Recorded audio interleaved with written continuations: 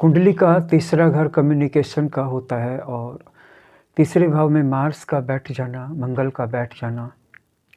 जिसकी भी कुंडली में ऐसा होगा, ऐसे व्यक्ति को अपनी फीलिंग्स को, अपने आइडियाज़ को, अपने थॉट्स को एक्सप्रेस करने में एक सर्टेन अमाउंट की दिक्कत होगी। उसके अंदर में ये सारे भाव एक-एक करके परत दर परत जमा होते चले जाएंगे और वो अपने विचारों को, अपने शब्दों को, अपने आइडियाज़ को सिंपली दिन प्रतिदिन के हिसाब से, डेली रेट से एक्सप्रेस करने में काफ़ी कठिनाई का अनुभव करेगा। क्योंकि जब तक उसके अंदर में ये सारी भावना, ये सारी इमोशंस बहुत मोटी परत नहीं बना लेंगे, तब तक वो एक्सप्लोजन या वो ब्लो नहीं आने वाला है अंदर से। और जब वो आ जाएगा तो फिर उसके आसपास के व्यक्तियों को ऐसा लगेगा जैसे कि भूकंप आ गया है, ज़लज़ला आ गया है।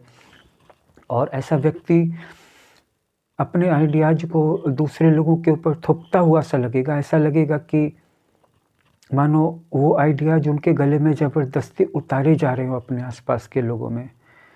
तो जिसके तीसरे भाव में मार्स रहेगा, ऐसा व्यक्ति हमेशा ईज़ी कम्युनिकेशन की कमी महसूस करेगा और सीधी सिंपल बात उसको समझ में ही नहीं आएगी कि मतलब कन्वे कर देना है किसी भी आइडिया को, बस ज़रा सा बोल ही तो देना है, इसमें दिक्कत क्या है।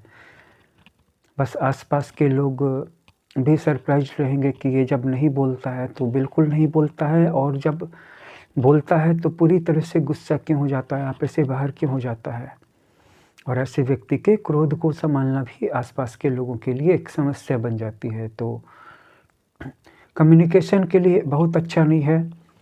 करेज के लिए ठीक है, करेज की ज़रूरत हम सबको जीवन में पड़ती है और तीसरे भाव में मंगल का होना अपने आप में करेज के लिए अच्छा है, लेकिन थॉट्स और स्पीच के लिए अच्छा नहीं है। क्योंकि कालपुरुष की कुंडली में तीसरे भाव में मिथुन राशि पड़ती है और हम सब जानते हैं कि मिथुन राशि के साथ मंगल की एनर्जी अच्छे से तालमेल नहीं कर पाती है, अच्छे से काम नहीं कर पाती है।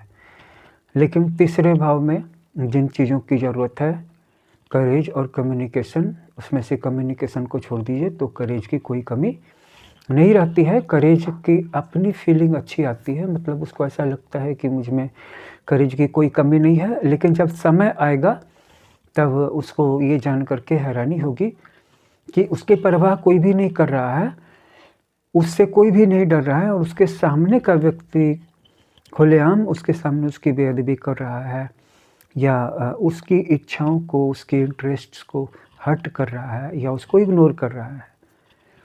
तो उस समय भी एक बारगी बोलना मुश्किल होगा। लेकिन तीसरे में जिसका मंगल बैठा है वो कभी न कभी ब्लास्ट ज़रूर करेगा, और जब ब्लास्ट करेगा तो ये उसके जीवन में कठिनाइयों को कम नहीं करेगा और बढ़ा देगा।